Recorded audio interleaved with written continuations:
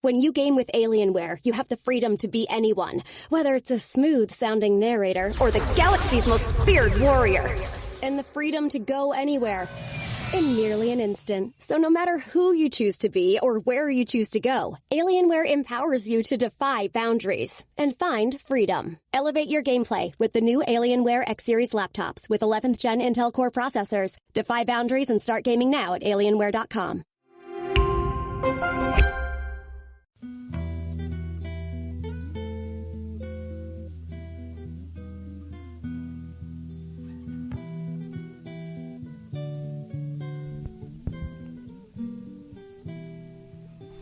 This is MuggleCast, episode 20 for December 18th, 2005.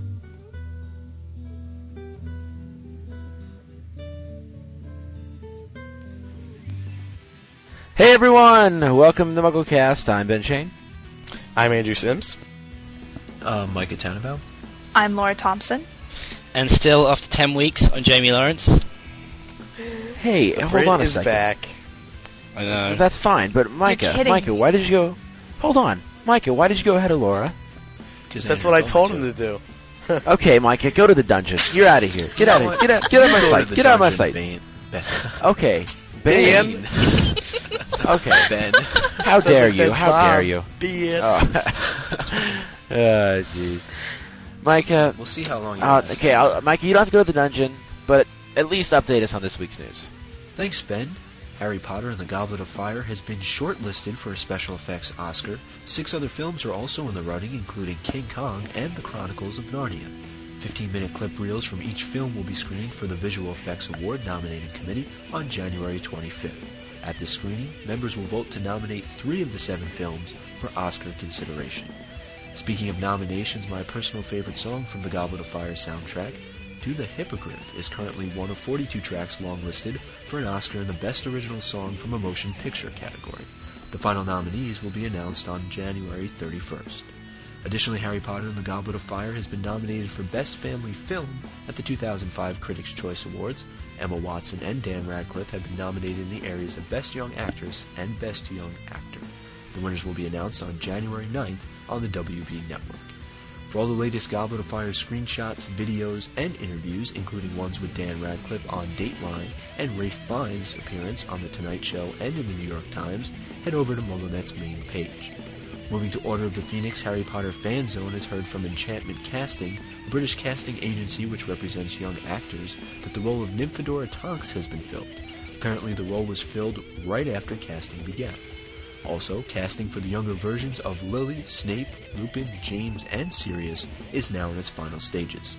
Although Enchantment Casting is usually informed about all parts in the movie, they have not yet heard any news regarding Marietta Edgecombe and Lavender Brown. As to whether they've been cut, we'll let you know when we receive more information. In November, CBBC Newsround reported that 5 girls had made it through to the final stage of Warner Brothers' casting of Luna Lovegood. The children's news show now expects a decision to be made on who will play everyone's favorite Ravenclaw early next month. Finally, on Wednesday, the official site of author J.K. Rowling expanded to offer French, German, Italian, and Spanish visitors with text-only versions. Now, if she would only update her site. That's all the news for this December 18th, 2005 edition of MuggleCast. On with the show. Oh, and Ben, I think I'm just going to hang around. No dungeon just yet. Thanks, Micah. I think that news does redeem yourself. Okay, so Andrew, don't we have some announcements before we get into our main topic? Of course we do, Ben. As of the release of this episode... Poor Andrew, he's sick. He's very sick. Sorry. Send him some Sudafed. Yeah. Well, we'll get to that in a minute about sending us stuff. As of the time of the release of this podcast, the Goblet of Fire's soundtrack contest is now closed. So, we got a little over 500 entries, and once again, the winners will be picked randomly. 15 winners will win a free copy of the Goblet of Fire soundtrack. Free. Yours free for a $15 value. Ooh, we can do the Hippogriff together, right, Andrew? Yeah. As opposed to having to enter a contest and then pay for the prize. I should hope they're free. Yeah. Like contests as we've done in the past. This one is free. Yeah. Yeah. Normally we charge Now, a grand, $1,000 entry fee, but we thought we'd waive that this time. Well, another thing that we have that I set the guy this all set up today is that some of you have emailed requesting to send things to us. You say you want to send us a letter, say you want to send us a Chipotle gift card or anything. Well, we have a post office box now. So if you want to send us something, a letter, just anything you want to send us, you can send it to MuggleCast, P.O. Box 223, Moundridge, Kansas 67107. That's MuggleCast. Maybe you should write that down. P.O. Box 223, Moundridge, that's Moundridge, Kansas 67107. I'll check that And for all quite often, so We'll have it on MuggleCast.com, Yeah. so you don't have to remember. and it'll also be in the show notes. So Yeah. if you want to send us something, And it'll also go be in the ahead and do it. Good job, Micah. And also, in addition to having this new way to contact us, Well, Andrew has something else. Yeah, I just want to say about the P.O. Box, it's good that it's in Kansas because it's in a central location. You know what I mean? Yeah. I guess not. Oh, Sure. you jerk. Kansas rules. No, Kansas I'm not even rules. insulting. I'm just saying it saves on shipping rates, so it's never mind. I can't even talk. So, He can't even talk. and then also, we've been working very hard this week, nonstop. We just love MuggleCast. We put a lot of effort into all this. We also now have a phone number.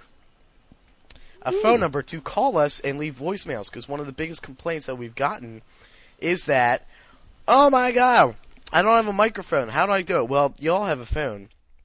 I hope. So, Yeah. and the number for that is, it's a U.S. number, 218-20-MAGIC. That's magic with a C, not a lame ripoff with magic with a K. Yeah, So, absolutely it's magic not. with a C. We put some work into this. Yeah, we actually searched through it. We found magic with a C, so it's legit this time. And yeah, so magic with a C. 218-20-MAGIC. Call us. Give us a call. Now, your normal, rates, blah, blah, blah, will apply. But that's it. Yeah. And leave us a message. Don't expect us to answer unless we're bored. Oh, and also you've forgotten one thing. Please seek the bill payer's What? permission before you call up. That. Yeah. Please ask your parents' permission before calling. Okay. You don't. Well, really have to. folks. Laura, isn't our topic this week Emma Watson? Is that right? No. Oh, come This on. is not. This is come not on. Bema. This is not Bema. Our topic But is Hermione. Emma. Bema, Ben and Emma. No. See, Jamie, you're so in the dark No, here. I know I clearly Okay. am. I've missed all Andrew this. even said last week that we are canceling Bema, and for that I am glad. Okay, I think... So, yeah, recently Emma just did an interview with the Kansas City Star. What did you guys think about that? Did she really? I didn't actually hear it, but I figured you were excited. Oh, jeez, you guys. Okay, I guess we'll discuss Hermione since you guys are being jerks. Well, it is Okay. it is the one that we promised this week. Yeah. But Emma's so much more exciting. To be honest, okay. Ben, they're basically the same. That's your They're Christmas basically the present. same, are they? Well, Okay. Emma plays Hermione. It's closer to examine Hermione in relation to Emma than examine Malfoy or something. Unless you swing that way. we Ben. should talk about Okay. how Hermione is portrayed in the films, because Very. some people take it the wrong way, see it badly, poorly. Ben thinks that she's We'll get to that portrayed in a very, very, very, very well. Don't you, Ben? Oh, yeah. He has dreams at night. He has dreams at night of like running through a cornfield and they're chasing each other and their arms are about to Oh, come on. you can hear like chariots of fire going dun dun dun dun. Okay, enough embarrassing me. Okay, about Hermione. This information is from the hp-lexicon.org. Her birth name is Hermione Jane Granger. The middle name came from the World Book Day chat that J.K. Rowling did back in 2004. Hermione is a name from Shakespeare's play. A Winter Tale. His only Yeah, play. a little. Yeah. Sorry about that. Shakespeare's play, Winter Tale. J.K. Rowling has had basically to teach everyone how to say her name in Book 4, Hermione with Crumb. Her birth date is September 19th. She's Muggle-born. She's a mudblood in quotations. I don't really think she's a mudblood. Ben, how could you? Oh, you guys. She has a cat named Crookshanks. Her hair is brown, and her eyes are brown, and her hair is really bushy. Oh, thanks for that. Yeah, in case you haven't noticed. Are we talking about Hermione or the cat? Yeah. Oh. Hermione. Ooh. I was being curious. Is this Crime Stoppers? If you've seen this girl, call us. Brown and bushy hair. Speaking of mispronouncing Hermione's name, I'm curious, how did everyone here pronounce it before I pronounced they knew it how? Hermione, normal. I pronounced it Hermione. Oh my god. Hermione. Oh my I god. I really think that's how most people did it. I said Hermione, like hormone, Oh except with an E. For me, it was different because I got into the books after seeing the movies. So it was Emma. I heard Hermione, so when I read the book, I thought Hermione. So Yeah. what about you, Micah? You're just smarter Yeah. than us. I got in with the clearly. movies Of course. too. So Okay, so what role do you think Hermione's going to play in Book 7? That's the question everyone's dying to know. Well, yeah. I think it's fairly obvious that she, as well as Ron, are going to accompany Harry to the end as far as they can. Yeah, well, no, she's going to be how she always has in the past books. The brains, the one who spends the time actually Of course, researching of the course. stuff that they do. Although, we still haven't found out why she's in Gryffindor and why she isn't in Ravenclaw. Because if you remember, when she did the Protean charm in Order of the Phoenix, and I think it was Ernie Macmillan asked her why she wasn't put in Ravenclaw and she was put in Gryffindor, she couldn't answer it. So I think we're going to have to find out in Book 7 why she is. So she's obviously going to do something brave. And she has a very special relationship with Harry because there's absolutely no romance there. So she's going to be with him to the end and she's going to fight with him to the end. And she's going to have to do something really brave. So I hope... Sorry, go on. I was going to say, Jamie, do you think that she'll live to the end of Book 7, or is she going to kick the bucket? Could that be the courage she displays? I'm a really big believer in the really small hints that Joe puts in. So I think in Prisoner of Azkaban, where Ron was joking about how he was going to die, I hate to say it, but I think Ron's going to go and Hermione's going to live. Yeah, Oh, me too. Me too. It's so sad. In saving Ron? And trying to save Ron? Perhaps, that could very be. Perhaps saving Ron. Or perhaps Ron tries to save Hermione. And dies in the process. Yeah. Oh. The process. Listen to this, Brit. We missed it. What would you call it? I Ben, missed it. what would you call it? What would you call it? The procedure, man. The process. No, the process. It's Oh, the process. not How the the hell can you call The it? process. The process. But okay, we're venturing off topic. I don't know. I could see Hermione dying because, like Jamie said, she has to display some sort of courage in the books. And what I thought was really interesting was that in Book 1, Hermione basically went against all of her morals about, school, I gotta have straight A's, I can't break the rules, and then she sort of ventured out on a limb when she went down into the dungeon and all that stuff. And I thought that could have been a displayment of courage. That's but exactly I think what there's I think. something Yeah. bigger. I think something Hermione Well, I think it has has to be bigger, displayed though. so much courage, but I think we're going to definitely see something that we wouldn't ordinarily expect. Yeah, definitely. I mean, she's kind of half showed it through really mini ones, like in the first book, and in Order of the Phoenix when she was fighting in the Ministry of Magic. But I think it's all going to have to culminate into one big act of bravery, where she could save Ron or something. And I've continually cited this fan fiction story that I've been reading throughout the last show too, and because it brought up a lot of good theories. And one is that towards the end of towards the end of Half-Blood Prince, Harry's basically sort of starting to shun the people around him, so to speak. Ginny, I don't want to have anything to deal with you. You're going to get killed. Ron, you're going to get killed. Hermione, you're going to get killed. I don't think that's shunning, though. He's not shunning them. Not shunning, but he's sort of turning them away in a way. Yeah, but he has to do it. Yeah, no, but he has to do it. I don't think it's a choice. No, he can't do it though, Jamie. He can't do it because the reason that he's thrived throughout the series so far is because of the friends he's had, and by turning them away, he starts. The thing power is, that he has he's of trying love. to make the choice for his friends as opposed to allowing them to make the choice for themselves, whether they want to see him through to the end. If you believe in the prophecy, then whether his friends were there or not, depending how you interpret the prophecy, if his friends were there or not, he would have still survived. Since if, as some people think, Voldemort is the only one who can kill him, then it wouldn't have mattered if he didn't have a wand, because he would have had to survive like some confrontations to get there. Dumbledore pointed out at the end of Book 5 that the reason the prophecy comes true is because people involved in the prophecy basically want it to come true. Because some people have asked, well, why couldn't Voldemort and Harry just say, I don't want anything of it? Exactly, yeah. It's because of the way that that Voldemort is driven by just the part of the prophecy he's heard. He's very selfish, exactly. He's very self-absorbed, and he has to have a way to, well, someone says this Potter boy is going to be my downfall. Well, that's certainly not going to happen, so he keeps pursuing Harry, and Harry just can't keep running, so he's going to have a way to step up to the challenge, so to speak. Sorry, go on. No, go on. I was going to say, Harry could pull out a gun and shoot himself in the head. No force would stop himself doing that. Mm-hmm. But he's not, since he has to go over Voldemort. So, it is his choices that are causing him to pursue the prophecy. It's such a complicated area. It's just like time travel. It's so hard to analyse. Visit MuggleCast section level 9. Yes, I was going to say, do you think I can plug level 9 now? It now includes Horcruxes as well. It's like trying to delve into the mysteries of Harry Potter and analyse the really, really tough stuff. That's MuggleNet.com/level 9. But before we move on, I want to hear what Micah Tannenbaum has to think about this. What do you think, Micah? What's Hermione's role at the end of the series?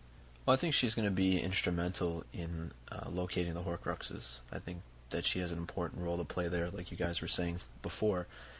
Because of her intelligence, I think that once Harry sort of divulges all this information to her, that she's going to be a big help in that respect. Yeah, she's definitely the most clever of the three, and the reason I was saying that Harry needs people around him is for basically two reasons. First of all, because of love, because he has to have the ones he loves around him, because that's the power he has that the Dark Lord knows not. And second of all, the reason that Harry needs others around him is because they all offer something to an extent, especially Hermione, not Ron so much, but Hermione has done more reading than Harry has. She knows more about the magical world than Harry, and so having Hermione around is very crucial, because Hermione will be able to basically feed him information, say, well, I know about this spell, this curse, this part about history, magical history. Don't you guys agree? In a way, she is like a teacher to Harry, in a certain respect. So yes, that is quite important. Jamie, just something to add? Well, I was going to say, I think Ron's more instrumental, really. I think, I can't remember which book it was, and this is terrible, but he said, it was Goblet of Fire, about when Harry was saying that he was so pleased to be on speaking terms with Ron that it didn't really matter what was happening with Hermione at that time. I think Ron's always been there with him, regardless of how many arguments they have. If I had to choose one which was going to be there till the very end, it would be Ron, not Hermione. I think Hermione is obviously going to be instrumental, but I think Ron's always going to be there. But I think Hermione is more important than Ron. Sorry to all the Ron fans. It's not just because I'm in love with Emma Watson. No, I think it could be. I think that Hermione is more important because she has more tact, and she's witty. No, but you can't compare Ron and Hermione. Brains aren't that important. No, they're not comparable. They're really not. Exactly, and Ben. Why not? They're complete opposites. You can't compare two things that are completely different. You can't sit there and say that this is better than that when they have close to nothing in common. And Ben, really, do you remember in the first film and in the books when Harry said, how clever Hermione was when they were on the giant chessboard, and she said, books, it doesn't really count, friendship is all important. So I don't really think it matters how many books Hermione's read. Yeah, well, yes it does. Hear me out here. What I'm trying to say is that the reason that the books matter is because what's going to help him defeat Voldemort more? Having his friends? Well, they both will. I'm sort of backtracking here, but okay, I think that Ron and Hermione each serve their own purpose. They do, yeah. That Ron's there for the friend part, and Hermione's there for the intellectual part. Well, here's how we have to defeat Voldemort, and Ron's there for, I'm here for you, buddy. Here's how. But the thing is, I'm going to help you, whatever Hermione comes up with. Ben, the thing is, we do see Hermione as a teacher role type thing, and she does educate Harry to a certain extent, but seeing as the power that Harry has that Voldemort knows not is love, no one can teach Harry love. Harry has to learn it himself. Yeah, I think that Hermione is more important in the lead-up to whatever's going to happen in the finale of Book 7. I don't really see her under pressure as being the one that's going to make those split-second I agree. Decisions. The whole research and finding the Horcruxes, all that kind of stuff. She's important to that aspect of it, but once you get to having to make those quick decisions, I don't know if how she performs really under pressure. She'll see Harry through as far as she can, but when it comes down to it, it's Harry. He's alone when it comes to defeating Voldemort. I don't know if we can look at it that way, though. I don't know if Harry looks at it as, well, I'm alone when I do this, then I don't think he'll be able to do it. No. I'm talking about the initial... But at the very end. Yes, the initial defeat. Well, he has to kill Voldemort. Yes, exactly. No one else can do that for him. Oh, I don't know about that. He has to do it himself. I don't really buy the whole they have to kill each other thing. I'm sure there's something in the prophecy. I haven't studied it enough, but I just don't think it's as clear-cut as that. Joe says you have to read it very, very closely. Obviously, I think it will come down to Harry and Voldemort killing each other because it's such a big, build-up, and it's been on the card since Book 1. But I'm sure there are other, forces at play here. But going back to the thing about, whether Hermione's going to be there, it isn't, like Harry said in Order of the Phoenix, it isn't about memorizing spells and standing there and firing them at Voldemort. He's the only one who's faced him, and so he's the only one who really knows, how to defeat him. Well, in the end, he's the only one who knows what he has to do to defeat them. I don't think Hermione realizes, or Ron realizes, what it's like to stand in front of him, because people have feared him for so long, and only Harry knows what it's like to face with the prospect of death and duel with him. So in the end, I think it has to be Harry, but obviously, as Laura said, they're going to be there right to the very end. I think that's a good closing on that initial discussion. Is there any other points you guys want to raise about Hermione? Why do you think that her Patronus is an otter? I've always been curious about that. What personality traits do you think that she exhibits that would make her Patronus an otter? Can I go? I think I'm going to be really, really boring and just say that Joe thought that Hermione should have an otter. It sounded nice, and it sort of just... I can just picture Hermione waving her wand and this otter sort of flapping about on the ground, walking along, while she turns her head, talking seriously to Harry. Just picture that. I don't know. Jamie, I think I might have to agree with you there. Like we've said in the past, we overanalyze things. Well, not really. You guys know what I mean. Yeah. But I don't know if the whole otter thing, if there's really a hidden meaning behind it. Maybe just be an otter for the sake of being an otter. No. I'm talking personality traits and such. I don't really know how an otter behaves, though. We don't know terribly much. Otter's angry about Hermione's background. You guys are going to think I'm crazy, but didn't J.K. Rowling... I'm going to look this up right now.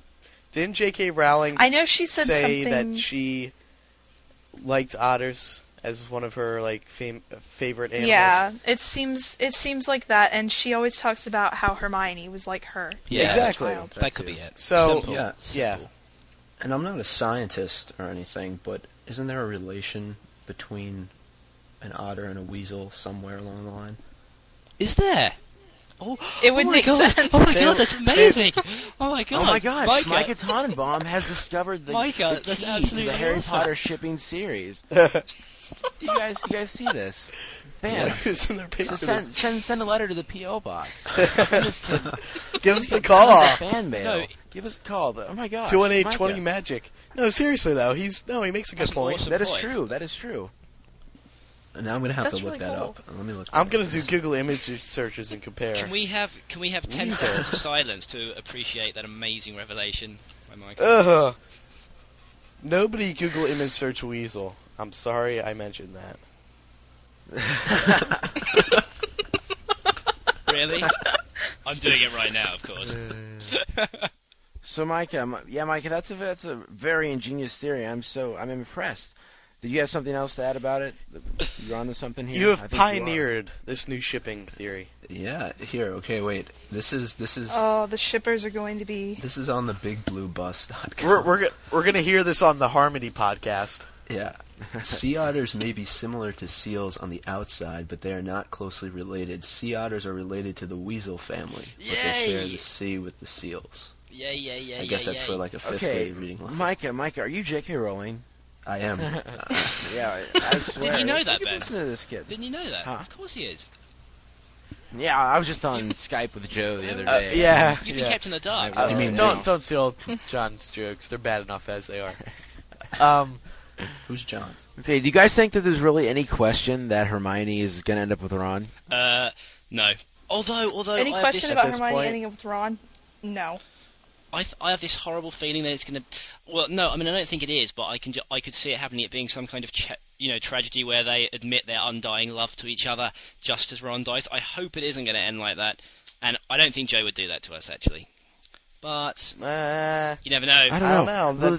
The problem I see occurring is that Ron he's too big of a, what's the word I'm looking for? He's a chicken. No, he's not. Yes, Yes, he he is. is, and he No, always if has. Ron- He's No, he's scared not. of spiders. He's He scared of is talking not. to girls. The only time he's ever asked a girl out is when he was hypnotized by Fleur's Viva Jazz, No. whatever it's Okay, called. you know what? If Ron were a coward, he would not have done half the things he's done with Harry. He would not. No, he's He a would not coward have when it gone- comes to girls. That's what I'm saying. When it comes to girls, Well, he yeah, can save the so's day, Harry. but I know. But I'm saying that how is Ron supposed to reveal his undying love for Hermione when he can't Okay, even half ask her the to the guys Yule on the Ball? planet are terrified of girls. They get over it. Not true.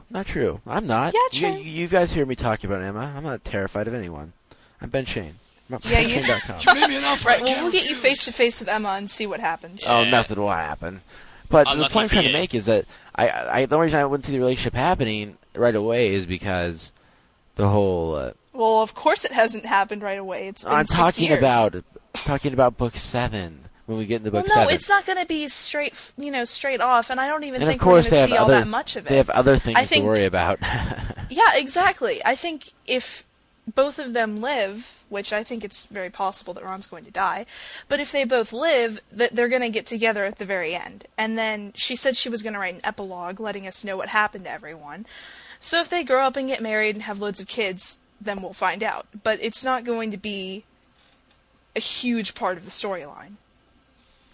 Definitely true. I have something to talk about. Can we talk about something? Yes. Okay, I think we should discuss whether Harry, if he kills Voldemort, whether he can have a quiet family life after book 7, or whether he's always going to be living in the shadow of being Harry Potter and defeating Voldemort.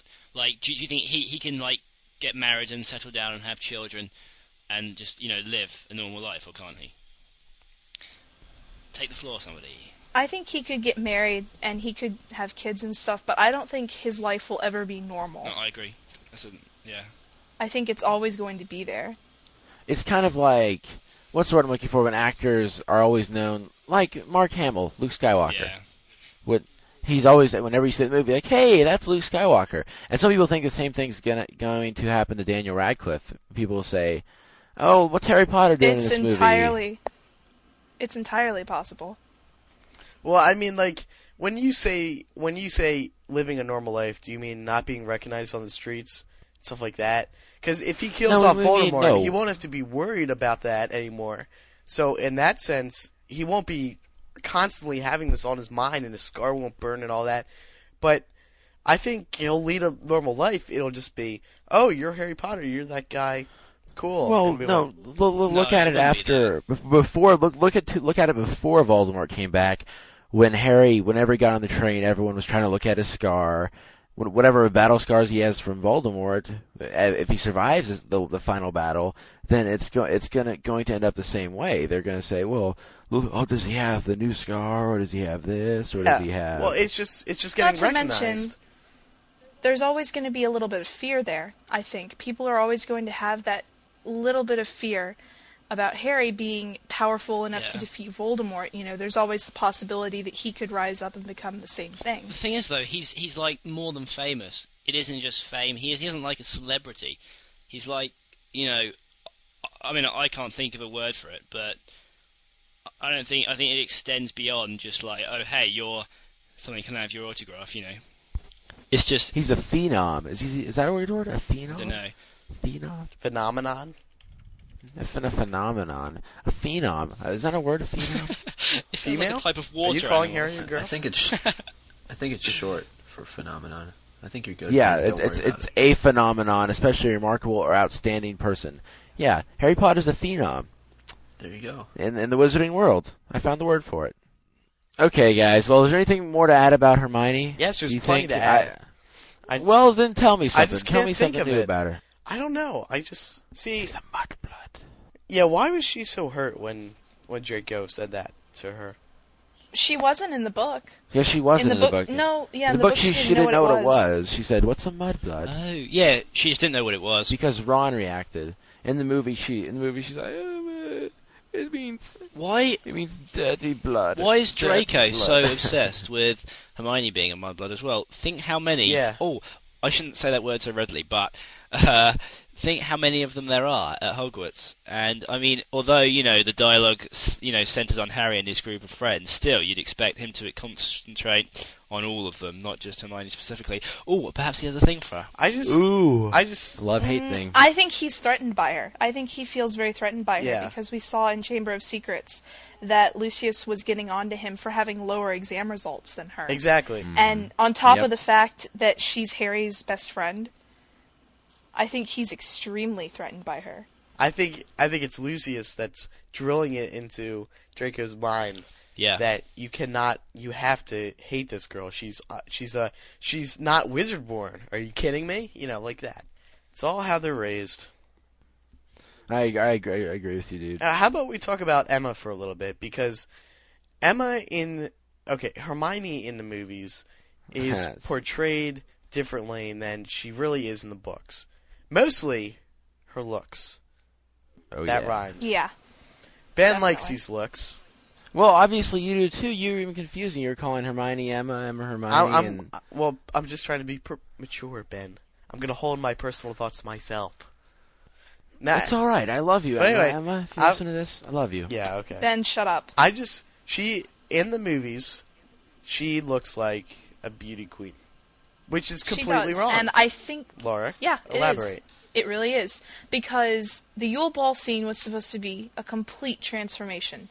Yeah, that's a And good I don't point. know about you guys, but as I was looking at the screen, I didn't see any difference, except for the fact that she was wearing a dress, and Her she hair had was up, on yeah. earrings. Yeah, her hair was up. And there was just no... It wasn't stunning. It really wasn't, because we see her as this more than average looking girl. She's prettier than most of the girls that she's on screen with. And not that Emma isn't pretty, because she is very pretty, but I think that that right. they could do a better job of dressing her down. Well, they don't even try, because they want to make Emma look good, so that all the guys are interested. It's sex in seeing appeal. The film. Yeah, I can't even mention the things that my friend said in school the other day. I've heard the same. I probably agree with many we of those can't things. mention some of the things that Ben has said Yeah. when we're not recording.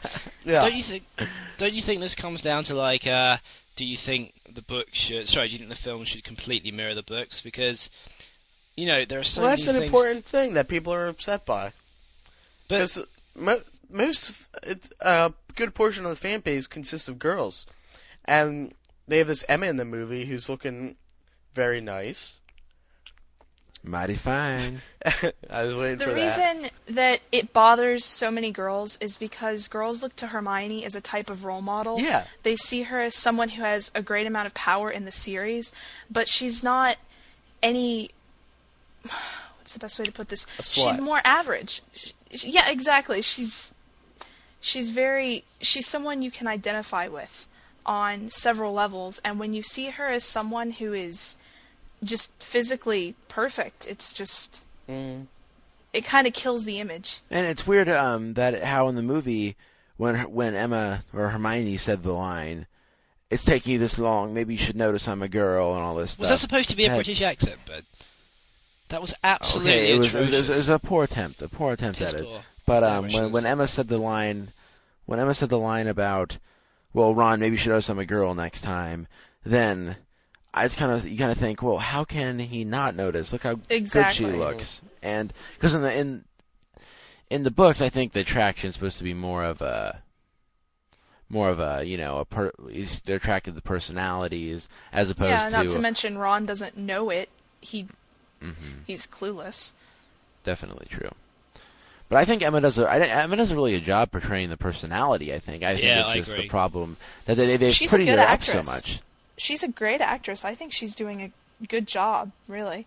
And another thing that I've noticed is that ever since the first movie, they've started making her look better and better. I don't know if it has anything. I think it has to do with age. Yes. She was 11 when she started. No, but seriously though, maturity. look at the first movie. Look at her hair though; it's all frizzy and puffy her hair out. was perfect in the first one. And then second movie, it was just sort of long and curly. Third movie, it was just sort of there. It wasn't even trademark Hermione hair anymore. Then fourth movie, some of it was straight half the time. But we know why they do this. It's for marketing. No, a lot of this. Yes, it is. No, it's not. It's because people change, and the description that Joe gave at the beginning of the first book, she isn't going to describe the characters in every subsequent book. And Hermione, people in this world change their hairstyles, they change their clothes, they change everything. You can't expect Hermione to look exactly the same. I mean, obviously, it is true that she is pretty different from the books, but she's changed, and she's matured just as Hermione in the books has. But I mean, are we going to see like a Luna Lovegood supermodel in the next movie? Yeah, that's what I'm afraid of. Well, we'll find out. See, in the thing January. is, I agree with Jamie to a certain extent, but the thing is, Hermione has never put a great deal of time into her appearance. The only time that we've ever seen that is for the Yule Ball, and even after that, there's no description of her ever. She even said so herself, trying to make her hair straight, she just wasn't going to do it again. It was too much of a hassle. Yeah, and I'm sure that J.K. Rowling has intended it that way, to not look all fancy. Yeah. She's smart. She doesn't care about looks. But she does, though, obviously. Well, no, but she does. Now. The Yule Ball, just proved everything, all of that. It all came together, and she clearly does. And everyone thought before then that she was just obsessed with doing well in school and everything, but it just turned out that she was a normal girl. Which means that, to be honest, the film producers can show that she cares about her looks, because after you've read book 4, you realise that. I think she does, and I think she is a normal girl to a certain extent, but I think she also realizes that there are more important things that she has to do. Definitely, yeah. Other than put on lipstick. Yeah. But Jamie, you have to think that it has to do somewhat with marketing. Oh yeah, no, I do. Of course, you can't. I think the trio has to be that. Yeah, Warner Brothers have to sell the trio as not only in the film but outside the film, and you can't always stay true to the book. But yeah, I think it is about. I think it's partly to do with marketing. I won't say it's completely to do with it, but they do have to pick people who fit the roles in the real world as well as, in the films. Even if there was the most perfect Hermione who hated fame and hated all the publicity and PR stuff, you couldn't pick her because she wouldn't wouldn't suit the franchise. I think you have to pick actors to suit the franchise as well as, the sort of interior of the film. Very good point, Mike. Cheers, man. Well, now that our main discussion is over, I think we should do some regular segments. Jamie, he's back this week.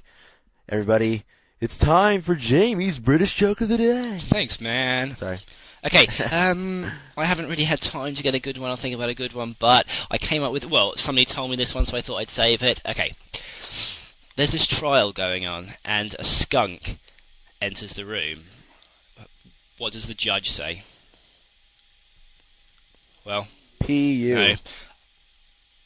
Odor in the court.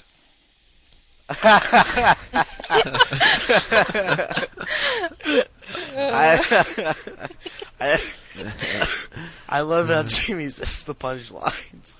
He You says what? it with the most serious tones. I love how you always do the punchlines. What? Seriously? Well, it's a serious matter, these jokes. Odor in the court. I hope they bring a smile to a great many faces, and I promise you that next week's one will be better. I thought it was good. Speaking of stuff this week, time for Spy on Sparts. Some of you think this segment's getting pretty lame, and I don't know. This week isn't very much better. Emerson loves college. Okay, now let's go to Ben's weekly top 10 list. The problem here is that I'm having trouble finding a top 10 list that actually fits into the show well, and that isn't a chore for me to read, and that every point is actually funny. So that is your challenge this week. There's a bunch of top 10 lists sent in. None of them really caught my fancy. they were good, but they just weren't quite what I was looking for. So this next week, send me a top 10 list that is the best thing you've ever heard, and it maybe if I like it enough, maybe I'll even Skype you or something. Are you gonna read the Andrew one soon? We might do the Andrew one. No, we have to. Yeah, do the you guys Andrew need to send in some good top 10s, or else Ben's top 10 is going to go the way of Bema. Hey. One. Yeah, we're gonna. And we wouldn't want that. It's time for the second week of the Dueling Club. Micah came with some pretty good people this week. Some of you sent in the same exact pair. This is Fenrir Greyback and Remus J. Lupin. Can I say something? Yes. Okay.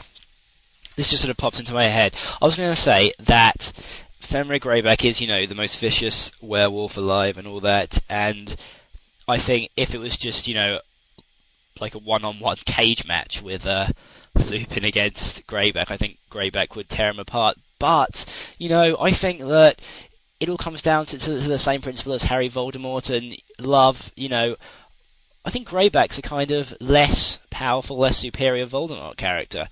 And obviously Lupin can love and Greyback can't. So, I don't know, perhaps Lupin could find something to beat Greyback, but I'm probably being too optimistic and Greyback would tear him to shreds. No, I completely disagree. I think that if it came down to Lupin versus Greyback in a wizarding duel, I think that Lupin would win. Due to the fact that Lupin is a marauder, he's had all his training, he's a defense against the dark arts teacher, he has proven himself to be competent in the past, so I think that he would win in a duel against Greyback. Are we talking about transformed state, or? Well, there's definitely a differentiation but there. Greyback isn't scared about killing. It's just Isn't a werewolf though, Jamie? Is there really a more vicious werewolf? Well, put it like this: could like a really skinny 5 foot tall guy turn into a 8 foot werewolf, and would a 6'8" bodybuilder turn into the same werewolf, or do their or like when they're transformed, do their transformations mirror their like normal statistics? Real. Yeah. Mm-hmm. I don't know. That's Joe. If you hear this, send me a letter to the P.O. box. I think they would have to, because it's along the same line as Animagus. Yeah, definitely. You always transform it as something that mirrors you. No, because Animagus is different, because they're transforming. They have to train to become an Animagus. When you're a werewolf, you get bitten, and it's I sort of out of realize your that, control. but you're not going to all of a sudden grow power overnight. You're going to turn into something, and you're going to have your existing talents and power. Their personality traits. I don't see how it could increase. But wouldn't you say that they're personality traits for Animaguses, whereas Animagi, as the Scholastic pronunciation guide tells you, wouldn't you say that they're personality traits, like Rita Skeeter turns into a beetle because she's like she spies on people, she does it like stealth, whereas James turns into Prongs, Stag, because it mirrors his personality and everything. Whereas, a werewolf is a werewolf. I can't, I just think Greyback, he's been called, was it the Marshal of the Werewolves? Just like in Lord of the Rings, you've got the 8th Nazgul, and then you've got the 9th Lord of the Nazgul, who's, superior in power. So I don't know. I just think that Greyback would win. I hate to say it, but I think he would in either state, especially in the non-transformed state, because he kills even when he isn't transformed. I don't think Lupin would stand a chance. I think Micah? with wands, concerning wands, Lupin would kill him. Yeah, in the transformed version, I think he doesn't stand a chance, just because he didn't have much luck against Sirius when Sirius was transformed. Yeah, I mean, that was a pretty serious fight, no pun intended there. But he does have a little bit of, I guess, a quest for revenge against Greyback, since Greyback is responsible for him being a werewolf. So that might play into it a little bit as well. Sirius was fighting like a dog. Yeah, well, I think that covers that. What was the other one you came up with, Micah? What was the other two? Snape people and you wanna have Moody. duel? Snape and Moody. Well, I'm going to say Mad-Eye Moody. As well. Mad-Eye Moody is the living legend. No one could beat Mad-Eye Moody. They've tried and tried and tried. And Voldemort, and almost Evan Dumbledore Rosier. probably could. Almost Evan Rosier. Do you think he'd be a He took good a drop of his wrestler, nose. Mad-Eye Moody? No, because of his leg. like it would fall off and he'd go down. I don't know, because Moody is aged. Yeah, true. And his reaction time is probably not quite what it used to be. And we know that Snape is good at what he does, so I'm on the fence there. But aren't auras supposed to be like the pinnacle of all, ability and magic? So like, auras should really be able to defeat all other wizards, or they shouldn't be auras, because I don't know, because I mean. But here's the thing: do you think Snape is powerful enough to be an aura? I think he is. To? I honestly think he. I don't know. I really think he's a very, very powerful wizard because being, sort of on both sides, as it were, he's learnt from Voldemort and he's learnt from Dumbledore. And I mean, whatever people say about the dark arts being dark and evil, they are tremendously powerful. So I think that Snape is very powerful. I think he is as well.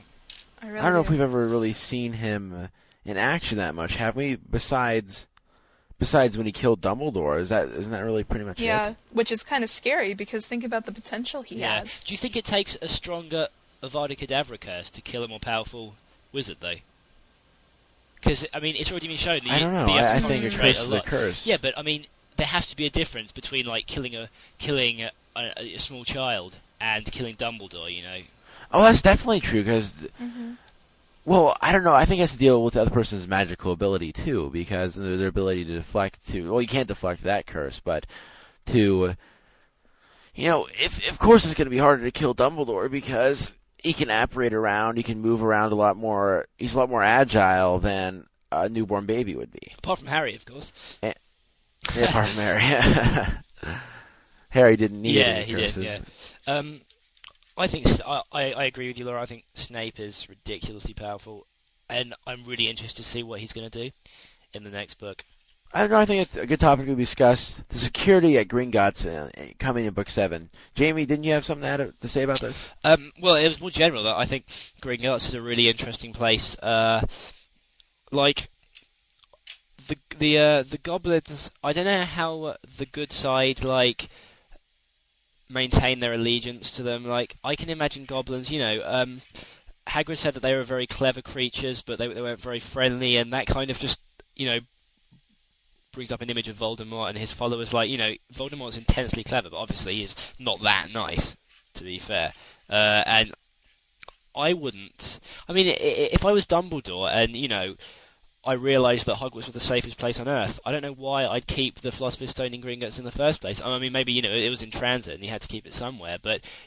Why didn't he keep it in his hip pocket? Yes, that's a great idea, Ben, that is. Well, why didn't he hide it in his toilet bowl? I mean, no one's going to look in there. In case he takes it and flushes it accidentally. Okay. Blank. Can you still put that in, but just beep it out? Beep the word out. Yeah, I will. Hey. Yeah. Jeez. I don't know if Gringotts is really any safer than Hogwarts, like you said, Jamie, because I think it's less safe. Gringotts was broken into, and we saw. So was Hogwarts. Yeah, Hogwarts was as well. That's true too, but there is an extremely powerful wizard. Well, there wasn't one like Dumbledore watching over Gringotts, and when he was watching over Hogwarts, it was pretty much the safest place there was, which is why I believe that a place as safe as Hogwarts couldn't see the one of the most powerful wizards of the age go down to Severus Snape. Why couldn't he use wandless magic? Yeah, there true. was a very large emphasis on that in Book 7. 6. Book 6. There was a very large emphasis on Non-verbal wandless spells, magic in Book 6. That's because I think it's going to play an integral role in Book 7. Yeah, definitely. When Especially you look at for what Hermione. scenarios, why is that? Oh, Why excuse me. There was not an emphasis on wandless magic in Book 6. Non-verbal spells, yeah. It was non-verbal. Excuse me. I don't want people to email me and be upset. Yeah. There was an emphasis on non-verbal spells, Which they're both just as important. Yeah, they're both. Yeah, They are. But I think that there's a specific reason concerning Hermione that we saw nonverbal magic in this book. Because if you go back and look, she's unusually good at it. She doesn't have to work very hard at it. But that's the case with everything, Whereas isn't it? everyone else around her is struggling. And it's not just, like Alohomora.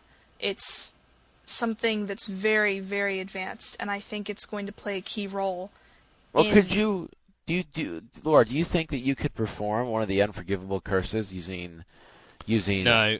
nonverbal spells? Sorry. I don't know. I don't think you can. There's no advantage to using a verbal spell over a non-verbal spell apart from its, display and its impressiveness. Like, Well, you're not knowing it's No, coming. not true. Not true. Yeah, you're not going to know it's coming if you. no. nonverbal There's no spell. advantage of using a verbal spell. I said so. Like in the No, you said in the. non-verbal. Oh, sorry, I didn't mean to. It's 3:10. To everyone listening, I'm really sorry. It's in the Unforgivable Curses chapter in Book 4. Moody, if he can perform non-verbal spells, then there'd be no point in performing a verbal spell to kill the spiders. It's like, and exactly the same in Book 6 when Snape kills Dumbledore. Why would he need to say it if there was no need for it? And in Book 5 in the Ministry of Magic when Voldemort was about to kill Harry after saying, "You've irked me, too far, too long for too far," or whatever he said. There was no need to do it. Why couldn't he do it when Harry was Exactly. least I think expecting it? Why couldn't he just those go, three? "Boom, If Voldemort has to do it, has to say it, I think you've got to say it to do it. But do you think I had a topic? Do you think that with Dumbledore gone, Gringotts is now safer than Hogwarts? And do you think that Hogwarts can be infiltrated a lot further now and a lot deeper now that Dumbledore's gone? I don't think so. Well, I think that's part of the I'm on reason the they're fence. contemplating I'm on the closing it. Well, Yeah. if Harry's not there, That's very good, who yeah. cares? yeah, that's true too. If Yeah. Harry's not at Hogwarts, what reason is there for them to Because worry it's about it? because it's a school. All schools have security. It isn't only to protect Harry. It's to protect all of the students. But but Hogwarts will most likely be closed in the first place. Yeah, Well, but that isn't only to do with some Harry. The reason it's going to be closed it is for the safety of the students. Right. So what's your point?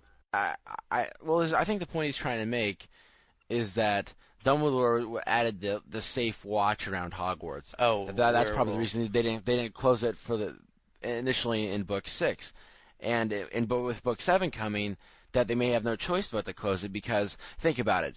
The person who has been deemed the most powerful wizard of the age was killed in his own backyard. Yeah. That is not going to do very well for the morale of the parents of the students who are trying to attend the school. Not to mention all the kids that won't be coming back. Yeah, which will be lots now that Dumbledore's But gone. you still have your regular powerhouses that could still keep the place Like who? relatively under control. Well, I mean, okay, Snape's sort of out of the loop now, but you got McGonagall. I think McGonagall's she's not really, that powerful though, compared to She's- Dumbledore. She She's could tough. manage She's the a school. tough woman. She could manage the school, but Yeah. I don't think that managing the school. I don't think that she wields the same even amount nearly. of respect or They- power. Yeah, my point with her was that she was tough and she could handle I think it's just to leading show. the school. I don't think she could because sorry. They could put Ministry of Magic people in place. But they lose automatically. The whole point throughout the entire series is that the Ministry doesn't interfere at Hogwarts, and that has to continue for the school to stay open. But I was going to say, in Order of the Phoenix, if Dumbledore was in McGonagall's place, he'd have been hit squarely in the chest by those bolts from the Ministry of Magic people, and taken off to hospital. I don't. No, exactly. And also, I can't remember which book it's in. Oh no, but no, it's in Book 4 after Harry gets back from the graveyard, and McGonagall sort of picks him up, and she's all shaky, and she says that he has to go down to the hospital wing, but Dumbledore stands his ground and says that he has to stay. The difference between both of them there is absolutely remarkable. Like Dumbledore's still he's sort of standing solid. He's tough. He's firm. He still has an air of authority, whereas McGonagall breaks down. There's no way that she could take over his role. No. She wasn't breaking down. She was. No, it was sort of the motherly instinct she had. Yeah. It wasn't. She was shaking and everything. There's no way that she could, rule Hogwarts to the same degree as Dumbledore's. Absolutely no way. I want to hear what Micah Tannenbaum has to say about this. Well, this was my question. Actually, Andrew kind of transitioned into it, talking about McGonagall and the heads of the different houses. With Slughorn now being the head of Slytherin, can the houses finally unite? Snape's gone, Malfoy's gone, Slughorn is in charge of Slytherin. Yeah, that's true. I would say no way. Yeah, because there's still too much animosity there. Because people believe that if you're in Slytherin, you're The point is, scum. Yeah, but Draco isn't the only obstinate Slytherin. I know in the movies they've kind of portrayed Crabbe, and Goyle as being the only crummy Slytherins. What with the scene at the end of Chamber of Secrets where everyone but them stands up to clap for Hagrid. I don't think that's an accurate portrayal at all. And I think that a good majority of Slytherin students are like Draco. But kids will bond. Okay, I really don't think that. Kids will bond together in times of crisis. Don't you think? But like, not at my school, imagine in real life. Well, but Andrew, how important is it in the school that they unite? Because it's not the really Sorting important. Hat, but I mean, no, but the Sorting Hat talks about like how everyone has to unite or they'll crumble from within. But is it talking exclusively about the school, or is it talking about the magical world as a whole? Because in the end, Hogwarts is a school.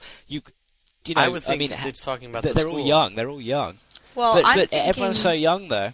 Yeah. Well, I'm thinking that the Sorting Hat was trying to teach them a life lesson. Was Yeah. trying to send them out into the world ready to unite. Yeah. Maybe, I don't know. I just think, like, I'll give you an example. I forgot to bring this up about movie 4. If you guys notice, after Cedric dies, they're all in the Great Hall, and they do a pan from the ceiling down to where everyone's sitting. And the banners up top, they're usually Gryffindor, Slytherin, Ravenclaw, Hufflepuff. They're all usually all there.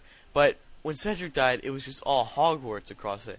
And I don't think a lot of people thought that through. Maybe even Newell didn't think that through. But when I saw that was it? I don't know. I see. Yeah, well, it was that's in the the point. There you go. She's demonstrating the unity. It wasn't about. No, she's which demonstrating. table. But Dumbledore, I don't think that all the Dumbledore put those students banners got up, to, and yeah. it isn't representative. They didn't have a vote on it. Well, that's See what who wanted Dumbledore. a Well, Hogwarts I banner. know that, but that's what Dumbledore was trying to portray and wanting them to do. Yeah, but there's lots of things that Dumbledore wants that Dumbledore doesn't get in the school. I don't think. I mean, he was trying to unite them, but there's just no way they will unite. And it's part of school rivalry. School rivalry. I mean, you always have college rivalry. You have high school rivalry. Yeah, but in times of crisis, I mean, I don't want to bring personal examples into this, but I don't know. That's just from what I've experienced. I think kids tend to bond together after. And in any know, time I of think- crisis, with any time of crisis, look to 9/11. Well, that was one of my after, examples. Well, after 9/11, what happened was America sort of united together. That sometimes we look past our neighbors' flaws. Well, I'm going to take this back to Slughorn, but I was just saying that the potential is there. You know what I mean? The potential to unite is there. There's no more barriers that sort of exist. Do you know what I'm getting at? Apart from but Micah Slughorn, Tannenbaum, for like the second time tonight, you've hit the hammer on the head. Thank you. I think Well, Micah's 100% Like right what here. Laura just said. Slughorn, though, could you get anyone more divisive than Slughorn? He like recruits people into his lunches on how how much money they've got, what type of background they're from. How can he be a source of inspiration of unity? How can he unite all of the pure bloods and the Muggle-borns and everything But in a way, he already started to. How? I mean, as divisive as the Slug Club is, there's still people from all different houses. Yeah, but that's just a tiny representation of, and even then they weren't united. You think of the conflict between McLaggen and Harry after their first, confrontation on the train. I think if anything, Slughorn's going to be, and Dumbledore kind of kept some reins on him when he was still alive, but I think Slughorn just wants power. I think I He's think kind that- of a power hungry I guy. think that there's an opportunity for a certain small amount of Slytherins to cross the bridge, I guess you could say. But as for the whole house, no. It's not going to happen. Well, I mean, this may be No, I stretching agree. it a bit, but, I think Dumbledore brought him to Hogwarts for a reason. And if you go along the Yes, whole line definitely. of Dumbledore knew what was going to happen to him, and this whole Snape thing was planned out, and he knew Snape wasn't going to be there at the end of the year. You know what I'm saying? It may be stretching it a bit, Yeah. but if he knew that Slughorn was going to be taking over, maybe he saw the potential there for something. Yeah, to good happen. point. I really don't have anything else to say about that. Why don't we move on? Okay, well, since Jamie's been gone, let's have him do 2 British jokes a day. Go, Jamie. Yeah. One more, though. One more. Right, okay. I made this joke at myself when I was very bored, so it could be a bit rubbish. But anyway, listen along. Okay, there is this piece of butter, okay? And he thinks, I'm not doing very well in life, so I really want to, to start making ends meet and progressing. So he jumps onto half a slice of bread, and he thinks, oh yeah, this is quite good, this half a slice of bread, but I still think I can do better in life. So he jumps onto a full slice of bread, and this is amazing. He thinks, I'm really living the high life, but he thinks I can still go further. So he jumps onto a slice of toast, and this is very, very comfortable. This slice of toast, it's just like absolute luxury. But he thinks I can still go further in life. So he jumps onto the next thing, and by now he's thinking, okay, I've lived a very good life. I think it's about time I wrapped everything up. And he starts to walk away, but his friend calls out, oh no, don't stop now. You're on a roll. That was good. I actually made that up. I actually made that up. I thought that was good. Thank you very much. Don't ask me how I made it up. I just did. It must have came to me in a revelation or something like that. Well, I hope you guys have enjoyed the show to this point. But before we wrap things up, it's time for everyone's favorite segment. I love this The thing. Las Vegas Minute. Faster than a New York Minute. Much faster, in fact. Okay, well... No, wait, we have to say ready, set, go. Okay, the Las Vegas Minute begins now. Okay. Jamie, you have an announcement. 60, 59. Oh, well, I'm really, really hoping to come along to Vegas. It's almost definite, but I just have to, find out about booking the flights and everything, and seeing if there's anyone here I can go with. Sweet. But yeah, I hope to see a load of you there, hopefully, and I hope you can come to the podcast we're going to do there. We've already gotten a ton of emails saying that they're going to be coming, and we're still 7 months away. And we have a lot of staff coming. Awesome. We have a lot of our staffers are coming. Yeah. A Yeah, bigger I know, group. we've It's got going to be a loads. much bigger group Yeah. this year. I'm not sure why. I thought more of us lived out on the East Coast. I don't Huh? know. I'm not sure, but for some reason, I think everyone thought of, saw how fun New York City was and decided that they wanted to come Yeah, to this. I think that must I'm be it, really yeah. excited. They wanted a piece of the action in Vegas. Yeah. We're gonna have it's going to be really sleepovers. fun. I'm going to be there in 3, 2, 1. That concludes Las Bang. Vegas Minute number 3. Okay. Excellent. Well, Oh, hope just you guys one last enjoyed thing. the Las Vegas Minute. Yeah, just one last thing. This is episode 20. Ooh. No, Ooh. seriously, we've done this for 20 episodes. That's Big really 2-0. That's an accomplishment. Something to be proud of. This is I just wanted to point it my out. 9th episode. Woo, next So week is come on, guys, number 10 let's for wrap me. This is my 20th. Oh, I haven't missed an episode, and I'm proud. he will eventually. Come on. Through Wait, sickness we're and gonna- in health. Can- It's like a We're gonna put marriage. We're going to put up a stat page, Andrew, like the sports teams have. Most consecutive. Okay, well, I think that wraps up episode 20 of MuggleCast. Like Andrew said, we've gone a long, long way. Well, let's see I here can't- what I have to say. Oh, yeah. Remember, we have a new number. What is our new number, Andrew? 1-218-20 magic. And we also I have a love post saying office that. box. MuggleCast, P.O. Box 223, Moundridge, Kansas 67107. Also, you can email us, send in a voicemail to voice@staff.mugglenet.com. Email us at mugglecast@staff.mugglenet.com. Subscribe to us through iTunes. Subscribe to us through Rodeo. All of that jazz. Direct download us. Do all of it. And one thing Andrew? about the P.O. Box, if you want it to go to a specific person, just put their name on it. Attention Andrew, attention Ben, whoever. And send us Christmas gifts, please. Come on. Oh, that'd be so Andrew's cool. like Tiny Tim. I want a Chipotle gift card.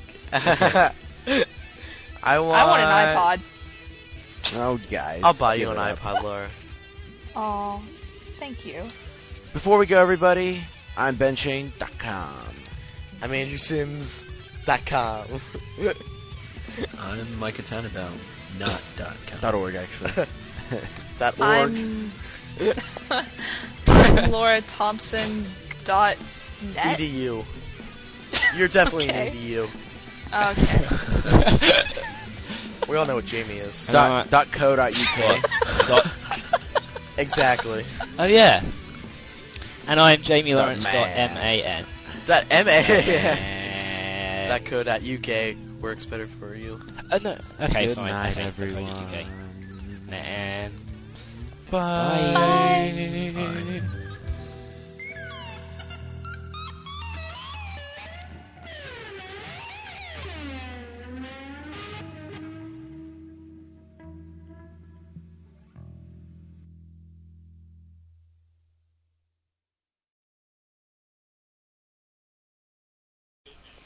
That was nice.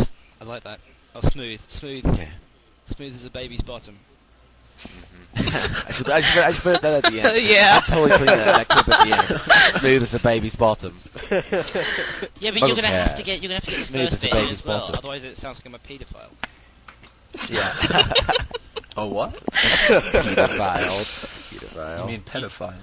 Yeah, no, I don't mean that. I mean paedophile. I'm not saying it like that.